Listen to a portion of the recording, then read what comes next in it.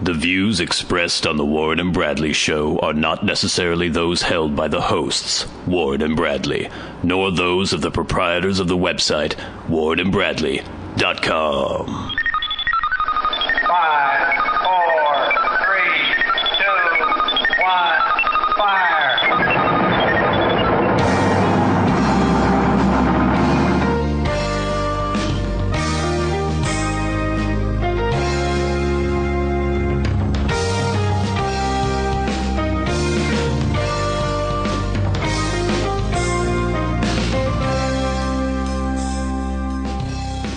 Let's make some magic. It is magic time. Hello and welcome once again to the Warren and Bradley Show. I'm one of your hosts, Bradley Victor. Another host, Warren Van. It is episode 64 of the Warren and Bradley Show. Oh. We have so much to talk about. We didn't get to half of what was on my little iPhone list, which I write out every week. Really? As things occur throughout the week, I'll jot it down on my iPhone using the voice recognition. Oh, you use that? Really? Oh, I use that all the time. And it works? Oh, yeah. You have to speak the punctuation. But, you know, other than that, it works fine. Huh. That's amazing. It works really well. I tried to have a conversation with Siri a while back, and it got increasingly absurd. You sound drunk most of the time. Maybe that's the problem. You're slurring your words. Actually, someone was listening to the podcast the other day and remarked how good of a radio voice you had, Warren. Me? Yeah. I don't have the good radio voice. You have the good radio voice. Supposedly you do. Apparently mine is too low and droning, and yours is very nice. It's right in that sweet spot, I guess. I don't know. No, that's news to me, right? Because I always hear it and I think that it sounds like really like screechy, obnoxious. Well, it's funny because I hear mine and it sounds like I'm like an old black man or something. Well, I think that's in comparison to mine, right? I think that's Maybe. why it makes you sound like old man. Isn't that interesting, though? This is all weird tangent. I was going to try to actually outline what we're going to talk about in the show, but fuck it. That weird perception of how you sound, because I always knew how I sounded singing because I've been in bands and I hear recordings of me singing all the time. But the speaking voice, even though you're hearing it, you're also hearing it in your own head, and that alters the perception of it. But when we first started doing the podcast and I was editing for hours, like hearing the both of us speak, you sound the way you sound because I hear you all the time. That's and it's true. like, I'm hearing you again. Okay, that's Warren. And I sounded like this. I did not have any clue that my voice was as low as it appears to be. But now after listening to yourself as much as you've listened to yourself at this point, it sounds normal now, right? Now it's fine, yeah. Yeah, that's how my voice sounds normal now when I hear it on the show. I'm like, right. Oh yeah, that guy. I know that character. Well, it was a weird, interesting shift to perception because then you start figuring that other people must hear you that way, and they always have heard you that way. Yeah. So then I started thinking, okay, maybe I have this very powerful, low, angry voice, and I can yell at people now and intimidate them more easily. So I've been trying to work that into my repertoire. But now that you have listened to your voice a lot, you just realize that that's just a voice that you have. That I guess. Yeah. Yeah. It doesn't sound weird. Yeah. Okay, that was the digression. Done. Now we're gonna get to. Man, you're really into like formatting the show. Well, there were so many things I wanted to talk about last week, and we didn't get to any of them. I had a great Street Freak of the Week, and totally blanked out on it. I don't know why. So we'll have Street Freak of the Week this week. We'll have Celebrity Minute. I think we're gonna give Netflix picks a little rest for the week. Haven't watched anything new on Netflix lately. I've just been downloading screener copies of Asian movies. No, of movies that are in theaters now that people have been raving about, and I figured I better watch them. Like what? Tried to watch The Hobbit repeatedly. I cannot get through it. I give a little context to my background in The Lord of the Rings. I first read The Hobbit when I was 10, and yeah, it was a great book for a 10-year-old. It's a nice little fairy tale story. Oh, there's a little, in a hole in the ground lived a hobbit, and there's little elves, there's big giant spiders, there's a dragon. Like, oh, this is great. Then I read the Lord of the Rings trilogy when I was like 11 or 12. Yeah. And because I was that age when I first read them, they'll always have a little bit of a soft spot within my heart. It's the same relationship I have with Star Wars. Yeah, exactly. Like, I'll go see another... I was saying in a previous show that I would go see another Star Wars movie even though it's stupid. Right. Because I have like this sort of like kinship. You were at the right age yeah. for it to grab a hold of your subconscious, or so your I'm interested in imagination Jedis and lightsabers and stuff. Exactly. That stuff, like, I'm like, ooh, I have a puerile interest in it. We grew up with that when we were little kids. We used to talk about, what if they actually invent lightsabers? And we used to dream about things like that all the time. Yeah, and we'd try to use the Force. We'd sit there. Yeah, like, so we would try to manipulate objects from across the room. A lot of burst blood vessels and aneurysms. Shitting our pants. So yeah, I was at the right age to get into the Lord of the Rings. I haven't read the trilogy recently or anything. So when the first Lord of the Rings movie came out, It's like, oh, this isn't a bad interpretation of the world. It's not horrible. Watched the second one. I was like, this is starting to wear a little thin here. It seems like he's overinflating this, trying to get more out of it than there actually is. By the time the third movie came around, I was like, okay, this is obnoxious. It's irritating. I watched it, but I didn't really particularly enjoy it. I have a lot of members of my family who are very much into the films, the Lord of the Rings films. And so, The Hobbit, The Hobbit, The Hobbit. Everyone's talking about The Hobbit. You got to watch The Hobbit. And I was already cynical because I knew that he was stretching it into three-hour-long fucking movies, even though the book is a fraction of the size of the Lord of the Rings trilogy, which was 3 movies. I'm sure it's to serve all the great content. Exactly. Instead of a cynical money grab. Yeah. I'm sure it's not that. No, there's no way. So I started watching it. I got about 20 minutes in the first time. I was like, oh, God, turn it off. Try it again. Got maybe another 20 minutes in. Still hadn't left the fucking Shire by that point. There's been all these weird digressions and flashbacks, none of which were in the book. I'm just like, oh, what's going on? Fucking dwarves trundling into Bilbo's hobbit hole, jumping around like jackasses, throwing dishes around, singing little songs. Like a fucking Disney musical where somehow all these dwarves have decided they're going to write a song about irritating Bilbo before they go to Bilbo's house. Yeah. Just on the off chance that they throw his plates around, they'll have a song chambered that they can sing to annoy him.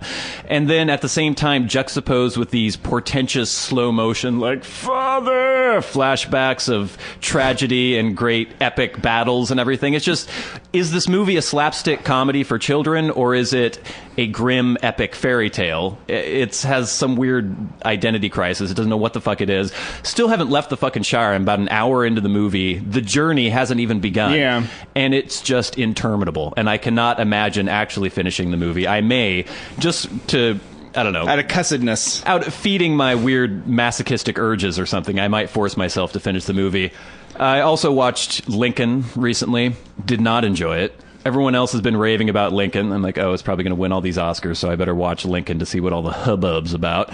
Irritating. You were talking about how you had just seen War Horse. For some reason, I had War Horse on my list of movies to watch. Yeah. I had seen someone praise it or something, so I was like, I'll watch this War Horse movie. It took many days for me to watch this. You had some strong words before we started recording. I was trying to get you to stop. I started yelling I know. and doing impersonations of characters from War Horse in a very angry way before we were recording, and Brad's like, oh, no, we got to get this on tape. Save it.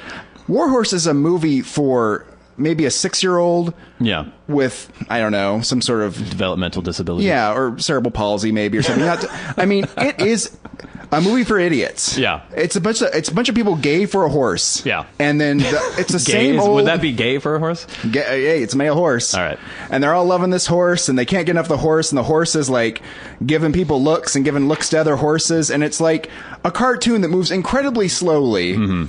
With the most ridiculous, stereotypical characters. The drunken father is going to shoot the horse for no reason. Right. Just for a dramatic moment. And it's like, that doesn't make any sense. But we'll throw that in there because it's like, ooh, what's going to happen?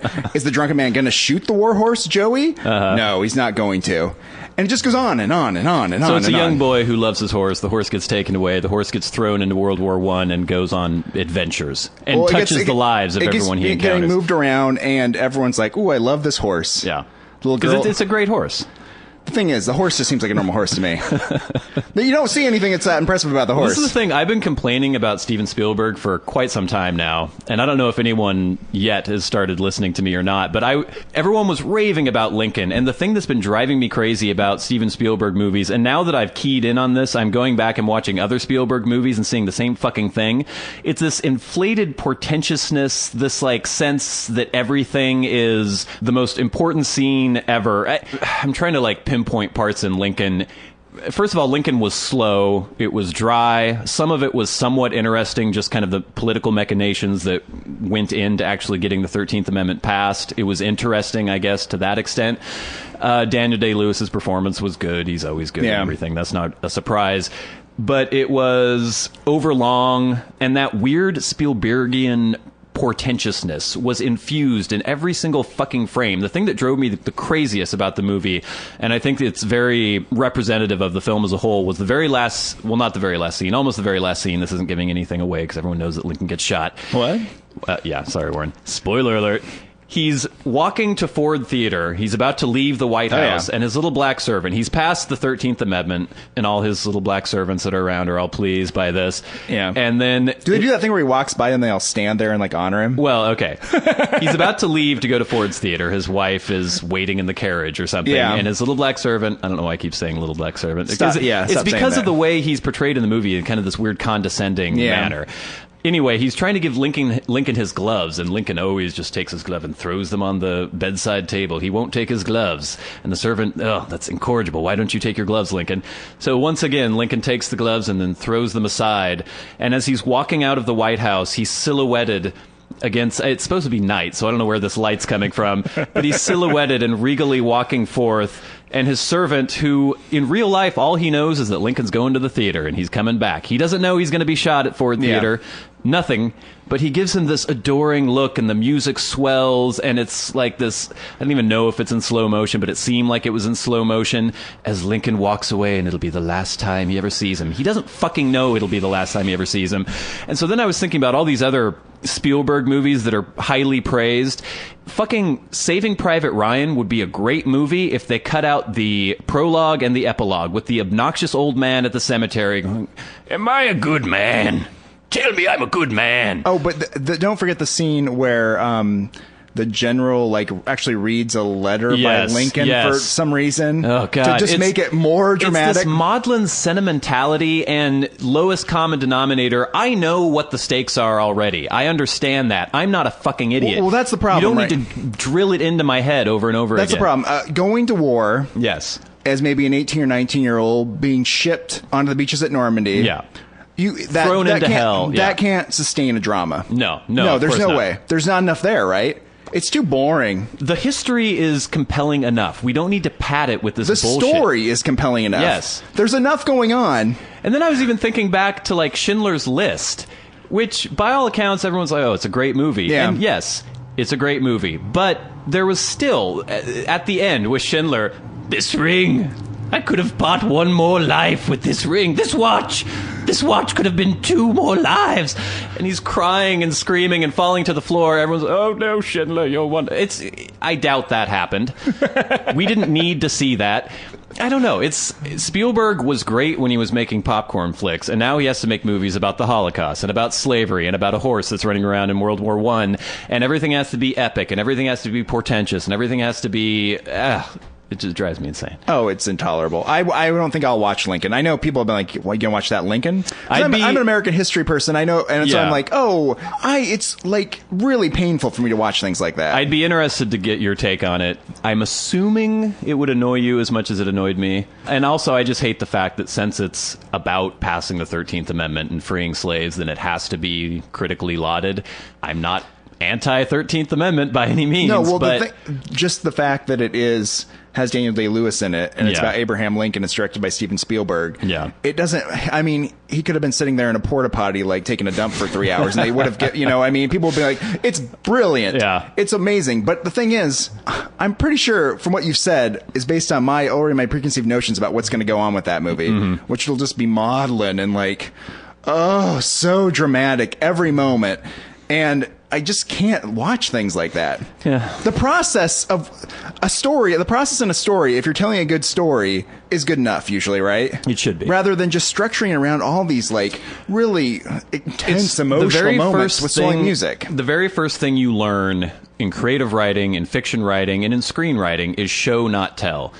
I don't like these weird exposition scenes. I don't like these scenes where they try to drill emotion into you. The story, the momentum of the story, what the actors are doing should convey that emotion. And if it doesn't, these contrived scenes are superfluous and they don't need to be in the film. Well, they're contrived scenes. They're contrived. And they just stick a bunch of those in there. I mean, that's what happened with the fucking Warhorse. Yeah. It's like one scene after another where a tender moment with the Warhorse, where the Warhorse does something dramatic and the music swells. I'm a sucker for animals, so I don't know.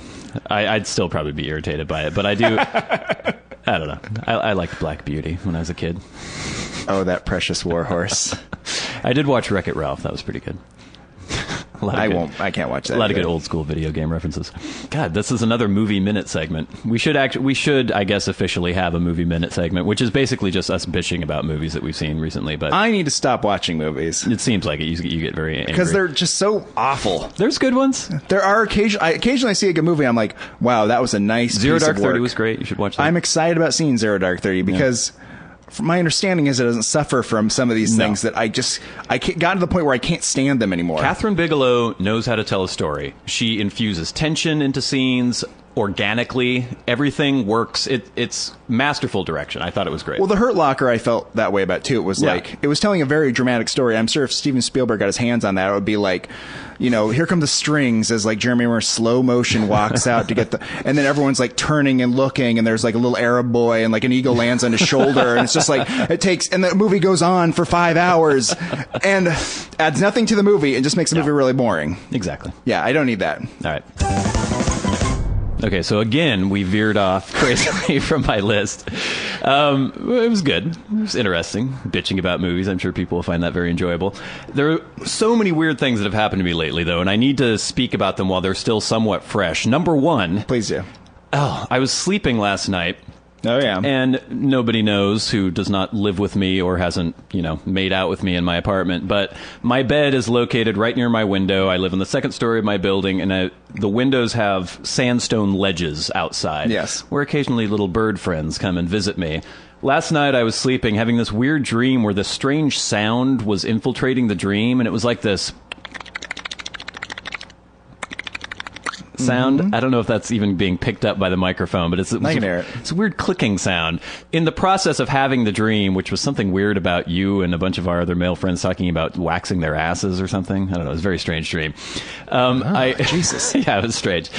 I woke up and realized I hadn't woken up yet, but I realized that the sound was from the outside world and it was infiltrating my dream. Yeah. So I woke up and I heard the sound coming from right outside my window. I look out and there was this crow on my windowsill staring at me as I slept, making this sound. Yeah. And I looked out at the crow and it would cock its head and one of those little beady yellow eyes look at me and then go. And I've never heard a crow make that sound before. Usually they just. Yeah. But it was clicking at me and it would not leave. I was like, hello, crow. I felt like Edgar Allan Poe or something, this scary raven/crow. Yes. It was very sinister and strange. Okay, because you know what happened to me 2 nights ago? No. I go over to the girlfriend's house. She's watching Project Runway. Uh-huh. I'm not into the season, so I can't watch it. I've never seen unless it. I know the characters. It's really hard to stand the show. So I go to a room, and I lay down, and I start reading a book. Mm-hmm. And the cat comes in there, and the cat gets up on the little windowsill. Cat starts making this noise. And starts like hissing. Uh-huh. I have no idea what's going on. I'm like, what's wrong? What's wrong, Lou? And then I kind of look over because it's dark outside and it's light inside. I can't see. There's a raccoon face staring right at me. So I'm like, get out of here, raccoon. You're upsetting the cat. The raccoon's not going anywhere. Uh-huh. The raccoon's like putting its paw up and like trying to play with the cat. The cat's freaked out. And the raccoon just sits there. Uh-huh. The girlfriend comes in. I'm like, look at this raccoon. She's like, oh my God. I'm trying to scare the raccoon away. The raccoon won't go away. They're just completely fearless now. People giving them bread, giving them cat food. They don't care. They get vicious and grabby. I had raccoons that would come to my back deck, and I started giving them bread, which you're not supposed to do. Yes. It's like, hey, raccoons, and I like their little hands. So I would give them bread, they'd grab it, just chomp away at it, and then it got to the point where they'd start knocking on the back door. Yeah. And then it got to the point where they would come to the windows and just like shake the screens, waiting to get this bread. And you could be, hey, get out of here, yelling, screaming. They don't give a shit. But you facilitated this behavior at this point. I did. It was my own fault. But yeah. So we both had creepy harbingers of doom coming to our windows. It is, right? It's like the animal apocalypse is coming. Well, if this were 500 years ago and I was some peasant somewhere and a crow was at my windowsill, like, yeah, just staring at me, that would mean something, wouldn't it? It would mean it was like a the next day you'd wake up and like I'd have to get some salt. Your mother would have like shoulder. fallen in the the butter or something and died, and you would have been like, it was a harbinger. Obviously, it was that crow. It was that crow. Yeah. She was churning the butter and she fell right in. The crow tried to warn me.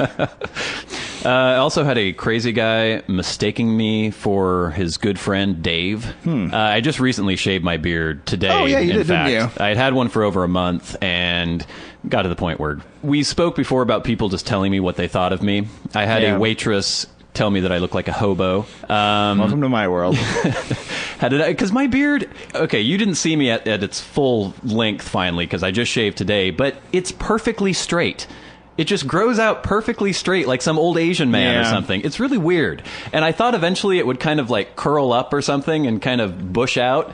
But no, it's just this weird, straight pubic hair growing out of my face. That makes me wonder, like, if you did just let it grow and grow and grow for years, so it just grows straight down in this weird line. I think so. Because I kept expecting it to kind of fluff up, but it never did. Then it would be like a wispy sort of old Asian man that you go see on a mountaintop, right? They always have that beard going down. It's always just going straight down. It's not like curled up at all. You could be that guy. Yeah, well, I have that to look forward to anyway. But yeah, it was... I gave it over a month, and it just wasn't working anymore. And so I decided to shave it off. But the nail in the coffin was I was downtown the other day. This dude who was... I don't know, in his mid to late 30s, bald guy, kind of skinny and twitchy looking. Yeah. He was like... Right? And he said this name, and I couldn't quite hear what it was, but I assumed he was saying my name. Yeah. And so I made the mistake of turning around and looking at him expectantly, and he's like, "Oh, hey, it is you." And I went, aha, because I often don't remember people, and so I always pretend that I do, just because it makes it easier. Or it gives you a little bit of time to search your brain and see if you can remember this person. So he came up and said, "How long's it been, man? 10 years? It's been a long time." Yeah. No, now you dug yourself a little hole. There you go. There. How you doing there, buddy? He's like, "Oh, it's great, man. Hey, when did you move from Portland, man?" It's like, Portland. I've been to Portland. This is my internal thought process. What? And before I could even really answer him, he started going off. Apparently, we went to college together. Yeah. We were really good friends in college. Yeah. He asked me about a girl who I was dating at the time. Conversation went on for a good 3 minutes. You would think, okay.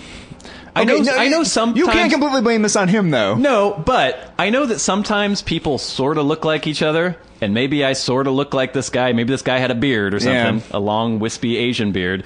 But after a while of talking to somebody, I've never met anybody who I knew really well. Okay, if I had a friend who I was really good friends with, and then I saw somebody who looked kind of like them, and maybe from afar mistook them for that person, after having a conversation, even before the conversation, I would realize that it was not that person. But I would also assume if I was addressing that person, and it was the wrong person, they might be like, "Oh, I think you've mistaken me for someone else." Yes. Rather than just keep trying to maintain the conversation.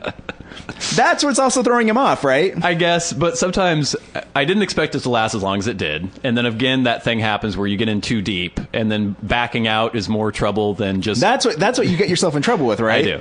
You start like trying to compensate, or one little lie or one little thing gets in there, and the next thing you know, you have to like be like, "I'm sorry, I wasn't mean to deceive you, but I've deceived you in some way." Well, this is pretty much the only time I lie is with strangers, because often it's easier. People are like, "Oh, you ever been to Mexico? Puerto Vallarta?" I'm like, Yes, and it was great. Then they're disarmed, and they can't bug you about how much you need to go to Puerto Vallarta. You just say, "Oh, yes, I went there last year, and it was amazing. I had a wonderful time." So that's when I lie. I don't lie to people I know. I don't lie about pretty much anything else. But to this guy, and it happened right at the beginning, because he said a name, and I thought it was my name. Because Brad, from afar, it can be a lot of things. There's a lot of names like that are like that with me, too. And I hear people yell the names, and I always look around. I think it's like, I'm like, "Oh, what's that?" What? Is that for me? So it went on a long time. Finally left, say hello to Clara for me, if you see her.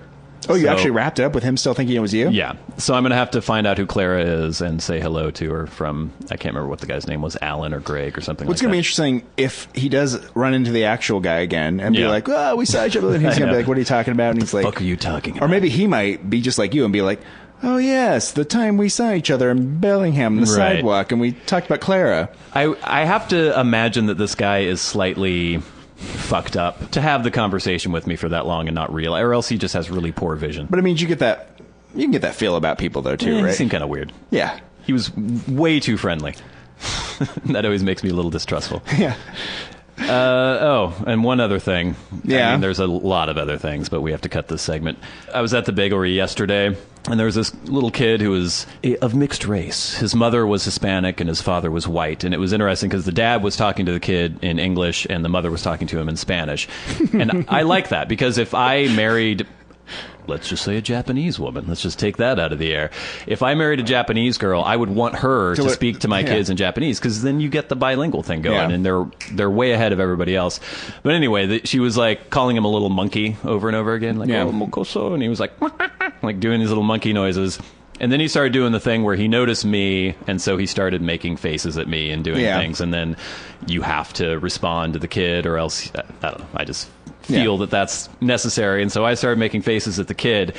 And it was exactly like that scene in Swingers when they're at the cafe, and Vince Vaughn thinks that the woman is making faces at him. He's like, oh, you're playing your little baby games. Oh, no. There was somebody behind you? I started making faces at the kid, not realizing that there was this girl sitting the next seat over from the kid who was probably, I don't know, she's in her early to mid-20s or something. And she was with her friend.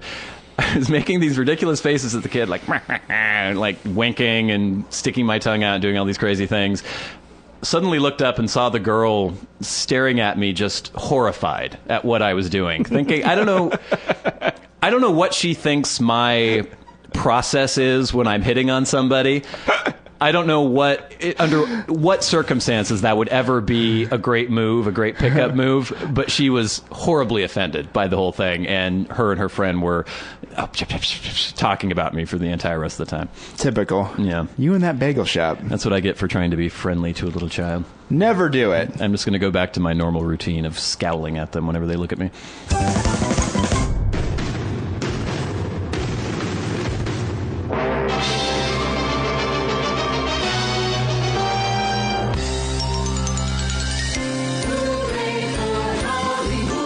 Celebrity Minute on the Warren and Bradley Show.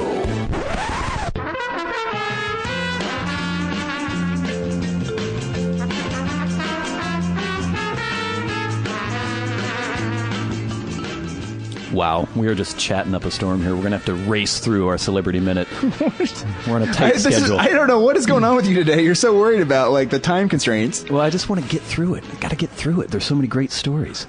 First story from Us Weekly. Chris Brown partied with Karrueche Tron the night before Rihanna ignored him. For those of you who don't know... Oh, there's Karrueche Tron. Karrueche Tron and Chris Brown had an on-again, off-again relationship during which he and Rihanna were having their little trysts, their little flirtations. Karrueche was sort of the woman scorned. She took to Twitter to complain several times. Her and Rihanna exchanged tweets on Twitter.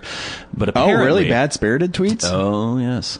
But apparently, Chris Brown went and partied. Top Man Top Shop was opening in L.A., and so they're having an opening party or something. And so Chris Brown was there, and he went with Karrueche Tron as his date. The next night, he went to a Hollywood club. Rihanna was there with her entourage. Chris Brown was there with his entourage. Rihanna completely blanked him. She dissed him. She scorned him. Trouble in paradise. Paradise would be a strange word to use for the situation. Who knows if it may have just all been a thing that they did to get in the tabloids, I think. The publicists got together. Let's get Karrueche, let's get Rihanna, let's get Chris Brown, let's make some fodder for the tabloids. Do you think these three people have really intense feelings about each other, and this has just happened to play out in the media? I don't think they have feelings. Karrueche Tron. She's kind of cute. Yeah, she is. For some reason, when we had talked about Karrueche Tron in the past, I had some weird vision in my mind of like weird woman. The pictures that were on all those stories weren't very good of her, but she's actually quite attractive. Yeah, this is a nice photo. Obviously, at least half Vietnamese. Maybe more. No. Maybe more. Tron. That's a Vietnamese last name. This is a very compelling story. Also from Us Weekly. 25 things you don't know about Amanda Bynes. Oh, good. I know a lot of people want to know more about Amanda Bynes. I know we've mentioned her before in the past. We've talked about her problems with the law, her driving infractions, her complete irrelevancy and lack of talent. But these her body piercing. These things are more important. Number one, my first concert was the Spice Girls. I always wanted to be posh. Number two, I've always loved drawing, and my dream is to start a fashion line. Number three, I went on Accutane, and it really helped my skin clear up. Really? Number four, my favorite store is American Apparel. Huh. Number five, now Warren, you might not know this. Rag & Bone makes the best jeans. Did you know that? I didn't know that, but I do know one thing about Accutane, which is it does sometimes make people unstable. It is no longer allowed on the market because it fucks people up. It destroys your ability to produce sebum after a while. and then you're just screwed. I moved to New York City, and I love it. I lost 4 pounds since I moved. I'm 121 pounds. My goal is 100 pounds. Uh-oh. That's not good. That's a... Wait, oh, no. That's not a good goal. That's a bad goal. Are they putting that in Us Weekly? That was number 15 of the 25 things you don't That's know not a about good her. goal. Warren, did you know that macaroons are her favorite cookie? Yeah, I did know that, actually. You did know that, yeah. So that's great, because I always wanted to know more about Amanda Bynes, other than just, the headlines splashed across tabloid sites. So this was in Us Weekly, recently? I'm going to call Us Weekly, or I'll have my publicist call Us Weekly. Yeah. And I'm going to tell them 25 things they don't know about me. Now, Warren, if somebody asked for 25 things they didn't know about you, would macaroons or weight loss be amongst them? No. What? I don't know if I have anything interesting like that. So you're saying this is more interesting than you could say about yourself? Possibly. Yeah, it's interesting when you're like, tell me something interesting about yourself. This would be odd, because if I ever did become a celebrity, and they sit me down at the Us Weekly offices and they're like, tell us some interesting things about yourself we can put in this article, I'm like, fuck. Favorite cookie? I like peanut butter cups. Okay. You like Dickies? Dickies are your favorite jeans? I do like Dickies are my favorite pants. I do wear Dickies. But those are things I'm wearing. I mean, that's things the that are only obvious. things you ever wear. The shirt I have has a giant hole in it. Oh, and the armpit's going out too. Yeah. Yeah. Oh, that's interesting. It makes you a lot more relatable, I think, to our listeners as well. Next story. Chubby Checker sues Hewlett-Packard and Palm over racy app that predicts penis size. The app, as I assume you can imagine, is called the Chubby Checker. Okay, this is interesting, because I was wondering what he could have upset him so much, where it was like, there's an app that guesses penis size, and one of them is like, put your name in. The other one's like, Chubby Checker. And you just click Chubby Checker and it gives you an estimate. It is the Chubby Checker, and apparently somehow a woman is supposed to measure a man's foot surreptitiously, and that's going to give you the prediction of their penis size. And as we all know, there is no correlation between foot size and penis size. Because, Warren, you wear what, like a 13? And I have it, and my penis is 13 inches long. Exactly. Yeah. Is it just the length, or does it incorporate width? I don't know. I mean, I only have a 10.5. So where does that leave me? We all know that my penis is at least 4 times bigger than yours. You're like Krusty a Clown walking around. That's what should be going on? It should be. From the Associated Press, designer admits molesting wannabe model in New York. Fashion designer convicted in California of molesting would-be models pleaded guilty Thursday in New York to a similar charge in a deal prosecutor said was brokered to spare victims from testifying multiple times. Anand John Alexander admitted to 1 count of criminal sexual act and was sentenced to 5 years for sexually assaulting a woman he baited with the promise of modeling work. This guy has started his own fashion line. He was starting to cultivate quite a career from it. He was featured on America's Next Top Model. He worked with Paris Hilton and Mary J. Blige. Ooh. He was amongst 20 people profiled by Newsweek in 2006 as up-and-coming players in various industries. There's been 49 charges levied against him, including rape, drugging, and mafia death threats, all for prospective models.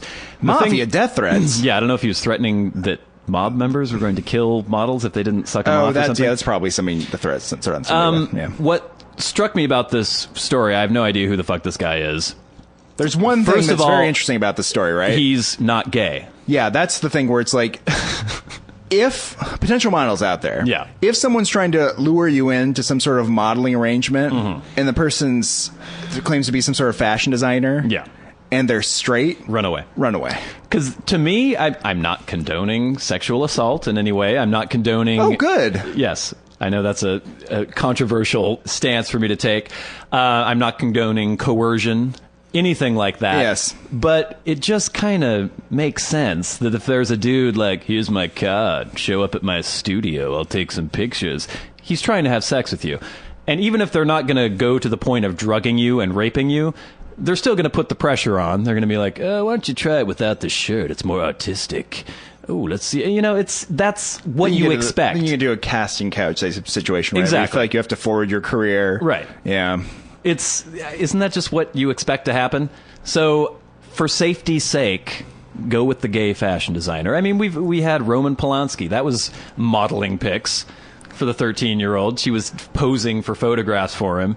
It goes hand in hand. Was that what was going on that day? Yeah. Why was he doing that? At Jack Nicholson's house? I don't know. He's a feature film director. I know. He also was a photographer. Exactly, Warren. You see my point? Yes. Okay, this is the thing. I'll say this. If, like, tomorrow I go on Craigslist and I get a new camera and I'm like... Models needed. Yeah, I need young women to come over to my house. I'm going to take pictures of you for modeling. I just need you to come by my house, come into my house. Right. In a room where we'll just be together. And then we'll see, you know, I'll take some pictures of you. Well, it's suspicious. Where's the equipment? Where are, like, the lights and the backdrops and everything? And like that, there's a wall. That's a backdrop. But don't you need Don't you need like a key light and a fill light? And I'm like, I don't know what those things are. You are a photographer though. You're an artist. Like I do have a soil mattress on the ground here. So what do I have to do? Do I have to like get on the you mattress? pounce on her? Yeah. Next story from Us Weekly as well. Hugh Jackman addresses gay rumors. It bugs my wife. I guess that would bug my wife too. His wife's name is Deborah Lee Furness. Okay, now this story, I'm going to try to do this in a way that doesn't make me sound like a dick. Yeah. I had never heard any gay rumors about Hugh Jackman. I had no idea that these rumors existed. Then I saw the picture of his wife, and suddenly I understood where they came from. We'll post this picture online. Yeah. Nothing wrong, necessarily. She's much older. She's, I believe, 57. And he is 44. Okay, I know this is really bad, but at the same time, like, I'm kind of like, at this point, I'm like... Yeah, he's gay. And I'm not trying to be mean, and it's like, fine if he's gay and everything. Yeah. But he is, like, in musical theater and has, like, an old wife, and he's, like, a really attractive man. Really good-looking guy. Like, you talk to women about Hugh Jackman, they're like, woo! They're over the moon for Hugh Jackman. Well, and everything in this story...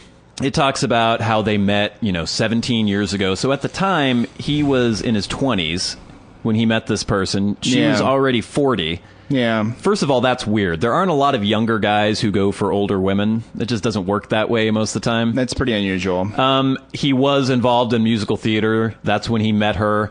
All these directors are talking about, I've known him for years, and his eye has never strayed. He's never gone with any other woman. To me, that's another suspicious thing, isn't it? That isn't confirming his heterosexuality for me. That's actually a mark against it, in my opinion.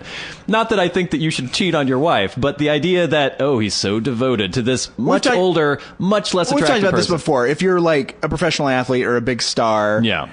And then you get married young, and then they all end up cheating numerous times because there's so many options out there for them. Mm-hmm. There's no shortage of like options for Hugh Jackman for attractive women around like all the time. Yeah. And if people are like, he's extremely loyal, he never even looks at him. He's doing a song and dance number, and his wife's like an old woman.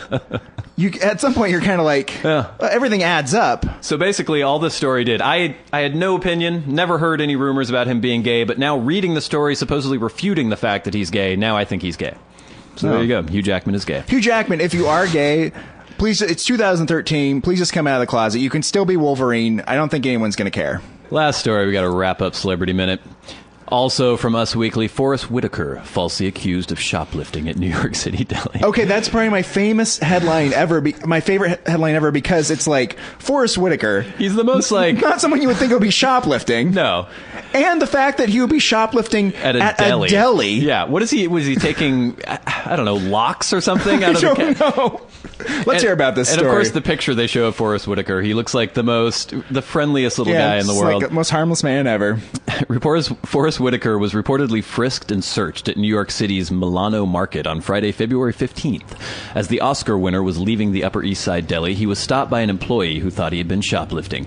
According to TMZ, the store employee patted 51-year-old Whitaker down and found nothing on the last King of Scotland actor. Since when can store employees frisk people? They have to call the cops. No, this is the problem. People don't know what the law is. You can just like walk away and be like, go fuck yourself. They can't make you stay. Yeah, the thing is, if you're in a store and someone like tells you to stop or tells you to do something, we've talked about this before. People just obey when they're told to do something. Tell somebody to fuck off and just go and walk away. Apparently, nothing was found on Whitaker. He hadn't stolen anything. But the other thing about Forrest Whitaker is he is a wealthy. He's an old man. Yeah. And some guy's like grabbing him, trying to like pat him down for stealing stuff at a deli. Barely recognizable. He wasn't gonna like just take off. He was probably just like probably surprised at what was going on. Whitaker's rep said that Forrest did not call the authorities at the request of the worker who was in fear of losing his employment. Forrest asked that in the future the store change their behavior and treat the public in a fair and just manner. What is going on? Is this just an insanely racist employee? You know what I mean? A lot of times you hear about things happening and people will be like racial profiling, Yeah. and you'll be like, that seems a little bit of a stretch. This seems like a racial profiling It's incident. either doesn't it? that. It's either crazy racial profiling or there was some weird, strange thing that happened. Maybe, I don't know. We never know about any of these stories because all you hear about it is third hand from their representative or lawyers or something. But maybe, who knows? Maybe he looked like he pocketed something. Maybe something happened, but he didn't steal anything. With the information we have, it seems like, oh, there's a black man sitting in this deli in the Upper East Side. There are black people living in New York. But even if you are racially profiling somebody, you would racially profile like a young kid, with a baseball cap on backwards. Do you pat down every black dude that comes into the deli? Well-dressed, affluent black man is 50, comes into a deli, and then you have, why would you even be watching him to see if he was shoplifting? I don't know. Yeah. Well, I like the fact that Forrest Whitaker didn't fly off the handle. Yeah, I think that's a very classy way to handle it. Because I could imagine if it happened to someone else, Jesse Jackson would be it happened to involved. lots of other people that like Al to overreact. Sharpton would be in a tracksuit protesting somewhere with a gold chain on. We'd have loudspeaker. riots everywhere, and the city would be burning and everything. So thanks to Forrest Whitaker for keeping everything in proportion. And I think that's it for Celebrity Minute.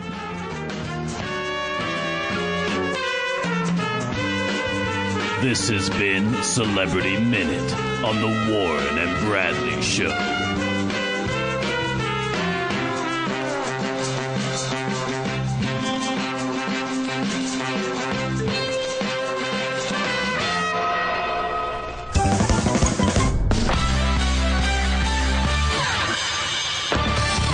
They wander the streets, scavenging for loose change and discarded cigarette butts. Fair $1. And give me a motherfucking cigarette. I ran out of gas ways back. Got me that. You smoke weed, don't you? Good in the car. I could use some change. They may be mentally unstable and deserving of our charity, but that doesn't mean they can't be selected as the Warren and Bradley Show Street Freak of the Week.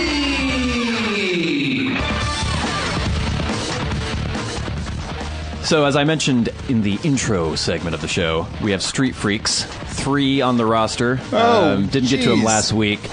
The first one, as I was walking out the back door of my apartment into my parking lot, we have our dumpsters back there, and we've already had several encounters with street freaks at dumpsters. Drinking coffee in there. Oh, yeah. This time, there was a homeless dude, had the dumpster open, was rooting through the dumpster, and just taking bags of garbage, opening them, dumping them on the ground, and then rooting through the garbage that was on the ground. Okay, yeah. I don't know what he's looking for. We have our bottles and cans are separate. So anything that could give him any sort of monetary value has already been separated for him. All he needs to do is open the thing and He's grab just the hoping bag for out. some treasure maybe in there. I don't know what he thinks he's going to find, but he was rooting through, just spreading trash all over the parking lot. So I came out, see the guy doing it. I'm like,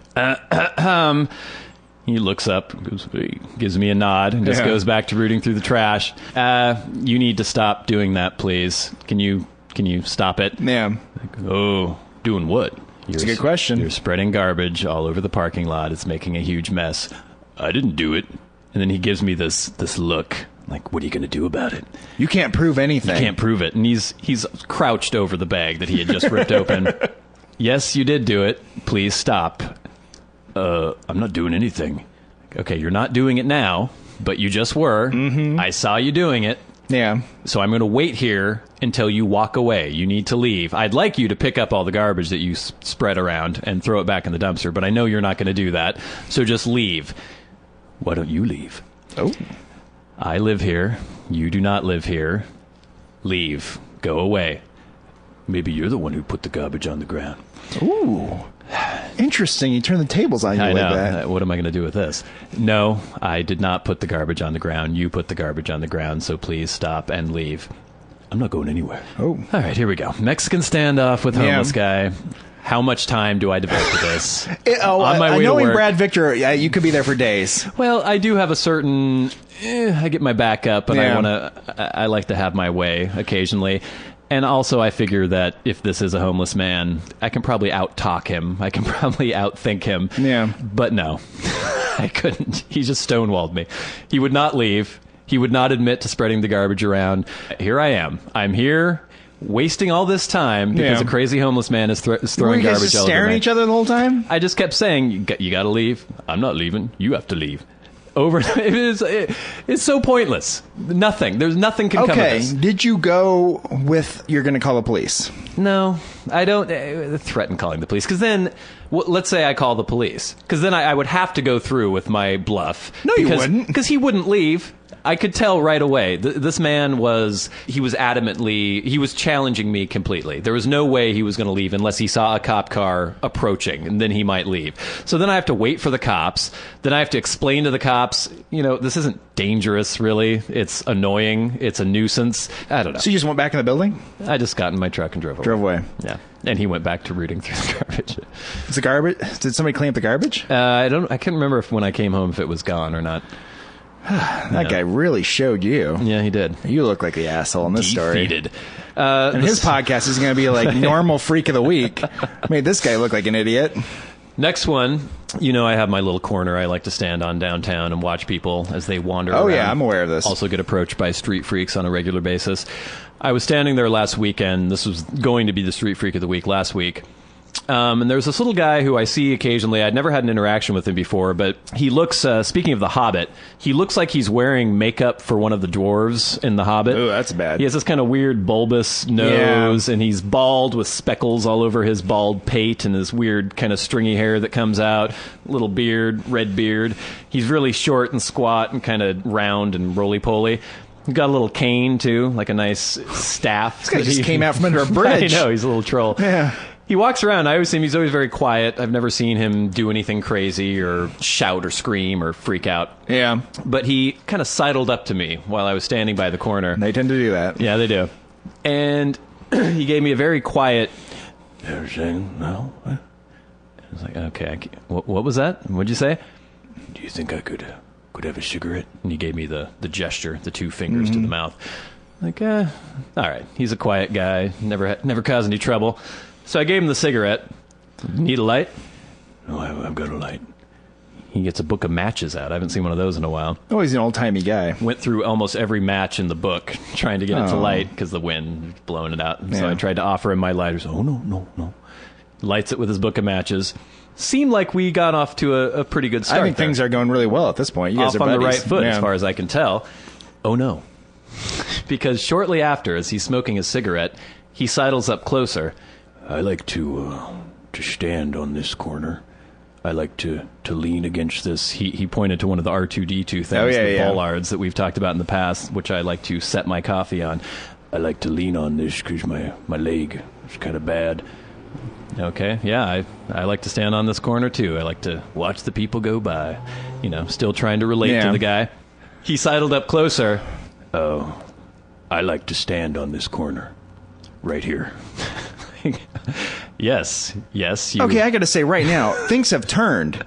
Like, you are being dominated by the street freaks. I know. Maybe word has gotten They're around. smelling it on you. I don't know. They're like, they're not going to do anything you tell them to do. They're like, get the fuck out of my way. I'm gonna have to make some changes and start getting adamant, start getting more confrontational. Because if once they get one over on you, then it's just it'll never end. It'll just be constant harassment by these street Yeah. freaks.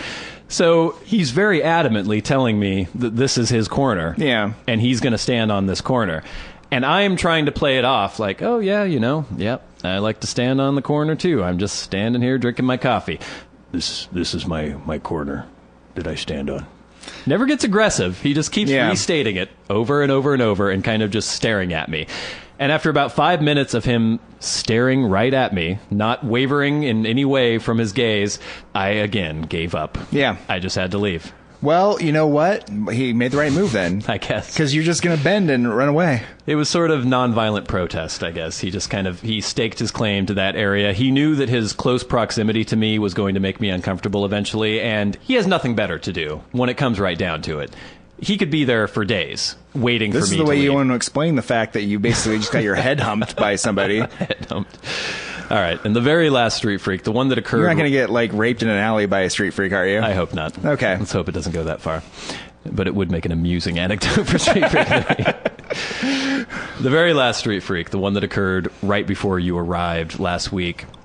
I was standing on the corner waiting for you by my apartment, and a man in a poncho approached. And right off the bat, I saw he had this rain poncho on that covered about to his knees. Notice was not wearing pants. Uh-oh. It was just bare legs underneath the poncho. So I was like, okay, it's not really cold out. It's, maybe in the 40s. It is February. It's possible he's wearing shorts. Not sure why he'd be wearing shorts. As a homeless man, I think there's a lot of, scrabbling around, sleeping in uncomfortable places. You don't want your bare legs exposed to the broken glass and the syringes and the used condoms and things like that. Yeah, but again, there's also a lot of mental illness. Yeah. And people just wearing ponchos with nothing So I'm underneath. like, okay, maybe he's wearing some dolphin shorts or something, or some nice board shorts underneath his poncho. He sees me there smoking. He approaches. Hey, could I have a cigarette? No, sorry. You can't have a cigarette. Okay. What do you think of this? Lifts the poncho. No. Wearing women's underwear under the poncho. High cut, lacy, pink women's underwear. Jesus. From the front, I see the women's underwear. He's waiting for my reaction. I just go, oh, there you go. Yeah. Turns around, thong back.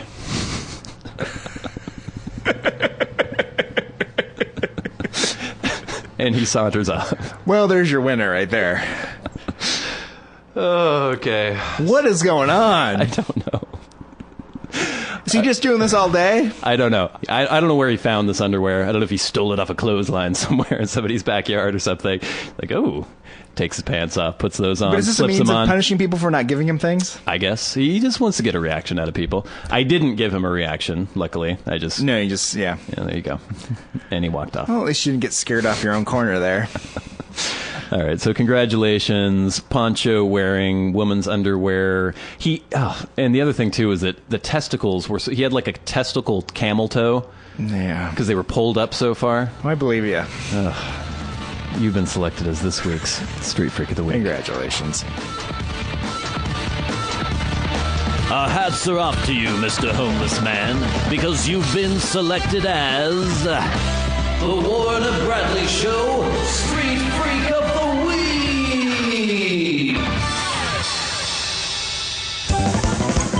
So I know we were talking angrily about movies earlier. Yeah. I know how much they annoy us and disgust us. I love movies. Don't get me wrong. I love movies. But I'm at the point where I don't actually like movies. There are I a think. lot that piss me off, but yes. So I finally got around to watching the new Batman movie. Oh, yes. The Dark Knight Rises, I believe. He does. It was very long. It was. I enjoyed it. Did you like it? The Dark Knight ended up in a pit. It was okay. I mean, it was pretty entertaining. Don't give it away. It looked really great. Yeah. Yeah, if you're looking for the movie to not have a scene in a pit, you're going to be really disappointed. I do love the fact that he had a broken back, and just by doing push-ups in the pit, he somehow... they put him in a rope thing, and they just dangled him there. What the hell that was the other about. thing was he also had a lot of physical damage from the previous movie, which and I that didn't all just remember kind of very went well. away. I Yeah, guess? they're like, oh, you have no cartilage in any of your joints and everything. But then they showed him with some sort of mechanical apparatus on his legs. Yeah, so but I don't think he had that anymore. Yeah, I don't know. But if you go through a training montage and you're getting back into shape, then apparently you could regrow the cartilage and stuff in your joints. Yeah, but we'll put that aside. And so, spoilers. Uh-huh. Spoilers. He survives. He ends up in retirement with Anne Hathaway, with Michael Caine creepily looking on behind as he's drinking his aperitif or something. That was the other thing. Okay, I mean, I don't think this is what you wanted to discuss, but Michael Caine, who loved Bruce Wayne, who raised him, thought he was dead. He was dissolved into tears, thinking that he was dead. And then he sees him at this cafe in France or wherever the fuck he is, and instead of going, "Oh my God, you're alive!" he goes, "Yeah," and just gives him a little nod. That's because they talked about that's what he would do. I know, but come on, really? But nothing about the movie's believable. I know. It was still. I liked it. It was entertaining. The movie's, I mean, it's ridiculous, and if you just go with it being ridiculous, it's pretty fun. Mm-hmm. But it got me thinking about superheroes like Batman. Mm-hmm. Even though things aren't very realistic within that world, he doesn't have any powers. Yeah, he's just a man. He's really intelligent. He's a man full of rage. Yeah. And he's very smart with a lot of money. Unlike, your Supermans who have these magical powers. Basically invincible. But if you could choose to be any one of these people, the Marvel or the DC universe, your Wolverines, all your X-Men, your Silver Surfer, as we liked as a child, What would you go? Who would you be? Because a lot of them are tortured. Yeah, well, that's kind of the archetype of the superheroes, that their power sets them apart from other people, and so they're lonely. They're always lonely. They always feel like outcasts, outsiders, even though they try to channel their angst into helping people. That's interesting because I think we've discussed being like crime fighters before, but that was more in kind of like the kick-ass way of just deciding to put on spandex and run around the city. This is like you're actually taking on this person's life. Right. Like in the second Superman movie, remember when Superman decided to pack it in? The three weirdos come and they're like, we're going to take over your country or your world, and then he's like, I give up. General Zod. I get rid of my powers, and then he gets his ass kicked in a bar or something. Yeah. You're like, wow, that's really a bummer. But that's the problem with Superman, right? Yeah. You're living a lonely existence too, right? All this angst. I don't know. If you could fly around, think of Superman in our actual society. In the DC universe or wherever, in Metropolis, people, it's Superman. He flies around. People like the fact that he saves the day. But the fact that you would have to have the secret identity as the little wuss Clark Kent, if there really were a Superman, if I were Superman, for instance, I would wait until, I don't know, the Super Bowl or something. I would fly into the Superdome. I would just fly down during halftime or something. People were like, what the fuck is this? And I'd be like, hello, everyone. I'm Super Brad. And everyone would be, oh, my God, he's flying. And then I would be on all these talk shows, and all the shtick would be me sitting on the couch and something. I'd start levitating up, and people would be like, oh, my God. People would they'd just be throwing money at me, hand over fist. It would be fine. You'd be fine. There'd be all these women lining up to screw you. That's what you want to do, though? No, not necessarily. I'm just saying that all this angst, all this like outsider angst. Why is he Clark? Why does he do the Clark Kent thing? Because that's why he grew up that way? Like his farmer parents were like, you got to be normal. Your name's Clark Kent. Yeah, and then I don't know. After a while, he just decided to be a superhero part time. I think it's just the weird archetype that you have to have a secret identity if you're a superhero. Yeah, because he could just and no one can know who you are. No, but I mean does that alleviate his loneliness a little bit because he gets to have a normal life? Maybe he can just be a normal person and relate to people on a normal level. I know that the Fantastic Four, from what I remember, I think they were like government sponsored, and they had people knew their real names. They were out. They were out as superheroes. That's as far as I remember it too. I don't remember them being that annoyed. No. Most of their situations were less about them or their loneliness or alienation from society, and more about like them fighting other people. Right. Yeah. Galactus, or what was the big planet eating thing? Oh yeah, that was the Silver Surfer's boss, right? Yeah. Yeah. Or Silver Surfer. We liked the Silver Surfer. I loved him when I was a kid. I don't know why. I mean, and that's okay. So getting back to the original question. Yeah. When I was a kid and I would read comic books, I loved Wolverine because he seemed more grounded. He was someone who could not shoot lasers out of his eyes, or the Silver Surfer had the power cosmic that he would shoot out of his hands, these weird light rays, and he floated around on a surfboard. There's also Wolverine could heal really well. He was immortal, which I always liked the idea of, and he had some blades in his hands. But he would like kick people's asses He in was the way gritty. that you could understand, right? He would slice people up and punch people, and he was cool. And he didn't fly. He didn't have any like super. He was strong, I guess, and his healing factor. But so I always wanted to be more of a Wolverine kind of character as a kid, or like a Batman character. I didn't read Batman comics as a kid, but I liked the idea of someone who was more grounded. But Batman is a little too grounded because he is human. He does have no power. He's just highly trained and has this amazing deductive mind. That's how the Iron Man is too, right? Yeah, see, I didn't like Iron Man because all it was a suit. I always thought that suit looked dumb. Yeah. In the comic books. Okay. Yeah. So I wanted some power, but I didn't want to be... I still want to be human. I want to be able to relate to people. So which one? I mean, do you have one? I don't know. I'm trying to think of actually living a life being a superhero. Because if I had blades in my hands and a healing factor and was immortal, let's say I decided, I'm just gonna live a life. Just live a life. I'll settle down, get married. My wife would die eventually. My children would grow up. They would die eventually, and I'd still be alive. Yeah. A lot of people say that, that would be the most horrible thing in the world. All the people you love and know die, and you're still there.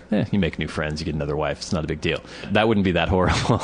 But I think you would feel compelled, because you had blades in your hands and because you had a healing factor, that you thought you should somehow fight crime. But there aren't any supervillains. I can't imagine if I decided I was going to patrol the streets of New York and there's some purse snatcher or somebody trying to rob a bank, I'm going to slice them in half with my blades. I think the proportion of my response would be a little off there. Yeah, I don't know what way you would be most useful to society at that point if you were Wolverine. Yeah. Like, what would you do to help people? I don't know. Just cutting up petty criminals all the time. Like, all right. Well, we talked about that before. Thank you, too. Wolverine. You stopped the purse snatcher. But you've Did killed you him. need to decapitate him? But we talked about this with the people that were dressing up like heroes, like Phoenix Jones, about how what are the odds you're going to eventually see like a purse snatching? Yeah. Does Wolverine have any power where he can like sense that it's about to Well, happen? he was part of the X-Men, and so Charles Xavier would use he his had that, telepathic yeah. powers, and then he'd figure things out. But and if then you he were would just dispatch Wolverine the living team. in this apartment, Well, from what I could tell from the comics, when Wolverine was not part of the X-Men and was just on his own, he would just like wander around the woods, or he'd go to some underworld crime city in Asia, and he would just fuck with people and just live this rough and tumble life. He didn't have the hero mentality all the time. And he had a rage that had to be reined in. When I was a little kid, I always used to think about being invisible because basically I just thought of going into the fitting rooms and, staring at naked women all the time. But now that I'm an adult and I've actually had sex, you realize that being invisible and just staring at naked women isn't necessarily that amazing. and as far as like superpowers are going to alienate you in some way, Yeah. that's going to eventually alienate you from everyone. Especially if you're always like finding out everyone's secrets because you're lurking around their houses, hearing all their secret conversations and seeing what they do by themselves in private. It's going to drive you crazy. Is there any superhero who has the power to control time? Oh, Because that'd be cool. I used to think of that as a kid too. Like you'd be walking around, you see a hot chick, you stop time, you're like, ooh, take a look. Then start. it's all about just looking at women. As a child, that was all I thought superpowers. about. And this is when I used to think about these things. I thought you were going to go with the thing where you saw an attractive woman and then you wanted to say something, but you like stop time so you think about your like. No, I thought about great that approach. too. Yeah, or you could try it out, then reverse, then go for it. If it didn't work, if you got slapped across the face, like, all right, let's try that again. I think this is the theme of your existence is just like access to attractive women. Well, any question comes back to like, if I could just have access to many attractive women, I would be happy. What are ways that this can happen? that is a major part of my life, but we're talking about the superhero thing, and when I thought about superheroes was when I was a child, and when I was 13 or 14 Nothing years was more old, important to all you. I thought about was seeing naked women. And Yeah. now, at this age, I have seen a lot of naked women, both real and fake naked women. And while I still enjoy seeing naked women, Yeah. it's not the major ambition in my life. I wouldn't say I've sated that, but yeah, It's different. It's a little different now. Yeah. So now you're going to move on to fighting crime. Maybe. See, would I have to look like Wolverine? Because he's Yeah. like 5'2". You have to look like Wolverine. I do. You're like, you are that person. You have their backstory too. Yeah. That's the thing where it's like, I guess if you just take the powers. Okay, well it's then one thing. I would just be Tony Stark because I'd be a handsome billionaire playboy. Yeah, that's what I was thinking too. When I started thinking about Iron Man, Yeah. he seems to be having a good time. Yeah. He's plenty of money. Wolverine is a short little hairy dude, Tony Stark is just way less tortured, right? as far as I know. All right, well, what about you? To close this out, who would you pick? I'm gonna go with Tony Stark too. That's right. the most obvious one to go with. I think we'll that's the one that like will mean the least suffering for you. Yeah. You can have more of a normal existence. You don't have to be a mutant freak. You can just be a dude that puts a costume on and flies around. Yeah, And you're really smart. and you're very smart because you can build this amazing suit. Yeah, All right, so there you go. settled. Let's put that into effect right Listeners, if you'd like to share with us what superhero you'd like to be, please do on our Twitter. now. Get on the horn Yeah, come and on, let us people. know. Podcast at warrenandbradley.com. All right, I think that's enough for the Warren and Bradley Yeah. Show this week. This has been one of your hosts, Bradley Victor. This is your other host, Warren Van. Saying... Be Iron Man. I don't know.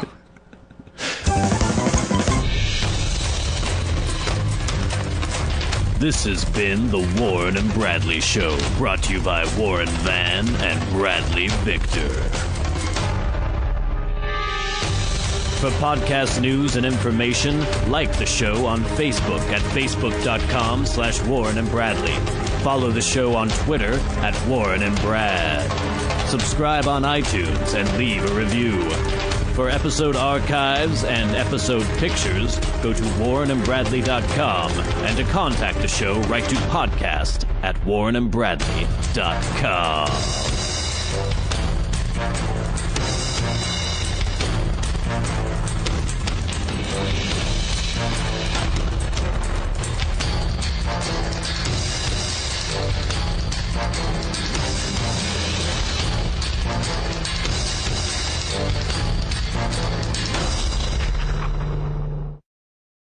Many things I wanted to talk about last week, and we didn't get to any of them. I had a great Street Freak of the Week and totally blanked out on it. I don't know why. So we'll have Street Freak of the Week this week. We'll have Celebrity Minute. I think we're going to give Netflix picks a little rest for the week. Haven't watched anything new on Netflix lately. I've just been downloading screener copies of Asian movies? No, of movies that are in theaters now that people have been raving about, and I figured I better watch them. Like what? Tried to watch The Hobbit repeatedly. I cannot get through it. I give a little context to my background in The Lord of the Rings. I first read The Hobbit when I was 10, and yeah, it was a great book for a 10-year-old. It's a nice little fairy tale story. Oh, there's a little, in a hole in the ground lived a hobbit. There's little elves, there's big giant spiders, there's a dragon. Like, oh, this is great.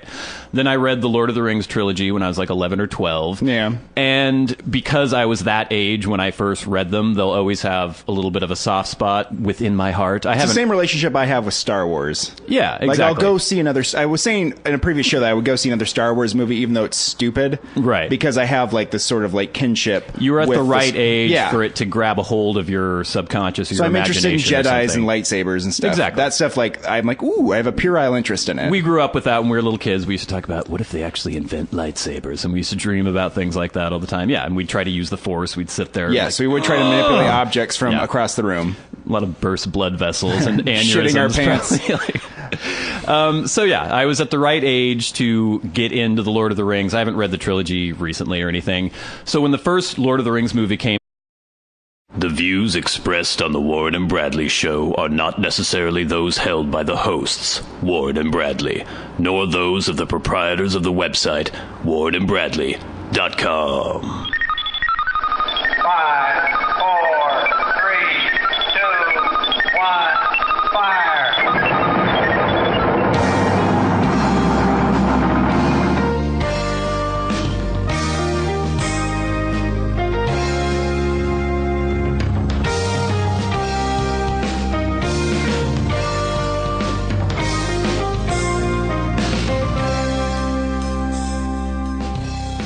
Let's make some magic. it is magic time. Hello and welcome once again to the Warren and Bradley Show. I'm one of your hosts, Bradley Victor. Another host, Warren Van. It is episode 64 of the Warren and Bradley Show. Oh. We have so much to talk about. We didn't get to half of what was on my little iPhone list, which I write out every week. Really? As things occur throughout the week, I'll jot it down on my iPhone using the voice recognition. Oh, you use that? Really? Oh, I use that all the time. And it works? Oh, yeah. You have to speak the punctuation, but, you know, other than that, it works fine. Huh. That's amazing. It works really well. I tried to have a conversation with Siri a while back, and it got increasingly absurd. You sound drunk most of the time. Maybe that's the problem. You're slurring your words. Actually, someone was listening to the podcast the other day and remarked how good of a radio voice you had, Warren. Me? Yeah. I don't have the good radio voice. You have the good radio voice. Supposedly you do. Apparently mine is too low and droning, and yours is very nice. It's right in that sweet spot, I guess. I don't know. It's just, is this movie a slapstick comedy for children, or is it a grim, epic fairy tale? It has some weird identity crisis. It doesn't know what the fuck it is. Still haven't left the fucking Shire. I'm about an hour into the movie. The journey hasn't even begun. Yeah. And it's just interminable, and I cannot imagine actually finishing the movie. I may, just to... I don't know. Out of cussedness. Out feeding my weird masochistic urges or something, I might force myself to finish the movie. I also watched Lincoln recently. Did not enjoy it. Everyone else has been raving about Lincoln. I'm like, oh, it's probably going to win all these Oscars, so I better watch Lincoln to see what all the hubbub's about. Irritating. You were talking about how you had just seen War Horse. For some reason, I had War Horse on my list of movies to watch. Yeah. I had seen someone praise it or something, so I was like, I'll watch this War Horse movie. Uh-huh. It took many days for me to watch this. You had some strong words before we started recording. I was trying to get you to stop. So I started yelling I know. and doing impersonations of characters from War Horse in a very angry way before we were recording, and Brad's like, oh, no, we got to get this on tape. Save it. War Horse is a movie for maybe a 6-year-old Yeah. with, I don't know, some sort of... Developmental disability. Yeah, or cerebral palsy maybe or something. I mean, it is a movie for idiots. Yeah. It's a bunch of people gay for a horse. Yeah. And then it's the Gay same old... Would that be gay for a horse? Hey, it's a male horse. All right. And they're all loving this horse, and they can't get enough of the horse, and the horse is like giving people looks and giving looks to other horses, and it's like a cartoon that moves incredibly slowly. Mm-hmm. With the most ridiculous stereotypical characters. The drunken father is going to shoot the horse for no reason. Right. Just out. was like, oh, this isn't a bad interpretation of the world. It's not horrible. Watched the second one. I was like, this is starting to wear a little thin here. It seems like he's overinflating this, trying to get more out of it than there actually is. By the time the third movie came around, I was like, okay, this is obnoxious. It's irritating. I watched it, but I didn't really particularly enjoy it. I have a lot of members of my family who are very much into the films, the Lord of the Ring films. And so, The Hobbit, The Hobbit, The Hobbit. Everyone's talking about The Hobbit. You got to watch The Hobbit. And I was already cynical because I knew that he was stretching it into three-hour-long fucking movies, even though the book is a fraction of the size of the Lord of the Rings trilogy, which was 3 movies. I'm sure it's to serve all the great content. Exactly. Instead of a cynical money grab. Yeah. I'm sure it's not that. No, there's no way. So I started watching it. I got about 20 minutes in the first time. I was like, oh, God, turn it off. Try it again. Got maybe another 20 minutes in. Still hadn't left the fucking Shire by that point. There's been all these weird digressions and flashbacks, none of which were in the book. I'm just like, oh, what's going on? Fucking dwarves trundling into Bilbo's hobbit hole, jumping around like jackasses, throwing dishes around, singing little songs. Like a fucking Disney musical where somehow all these dwarves have decided they're going to write a song about irritating Bilbo before they go to Bilbo's house. Yeah. Just on the off chance that they throw his plates around, they'll have a song chambered that they can sing to annoy him.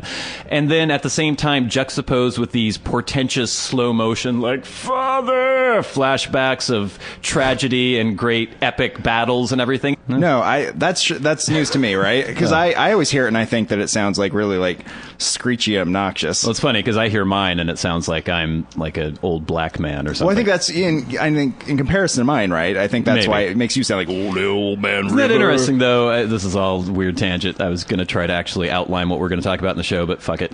That weird perception of how you sound, because I always knew how I sounded singing because I've been in bands and I do recordings of me singing all the time. But the speaking voice, even though you're hearing it, you're also hearing it in your own head, and that alters the perception of it. But when we first started doing the podcast and I was editing for hours, like hearing the both of us speak, you sound the way you sound because I hear you all the time. That's and it's true. like, I'm hearing you again. Okay, that's Warren. And I sounded like this. I did not have any clue that my voice was as low as it appears to be. But now after listening to yourself as much as you've listened to yourself at this point, it sounds normal now, right? Now it's fine, Yeah, that's how my voice sounds normal now when I hear it on the show. I'm like, oh yeah, that guy. I know that character. Well, it was a weird, interesting shift to perception because then you start figuring that other people must hear you that way, and they always have heard you that way. Yeah. So then I started thinking, okay, maybe I have this very powerful, low, angry voice, and I can yell at people now and intimidate them more easily. So I've been trying to work that into my repertoire. But now that you have listened to your voice a lot, you just realize that that's just a voice that you have. That I guess. Yeah. It doesn't sound weird. Yeah. Okay, that was the digression done. Now we're gonna get to. Man, you're really into like formatting the show. Well, there were so many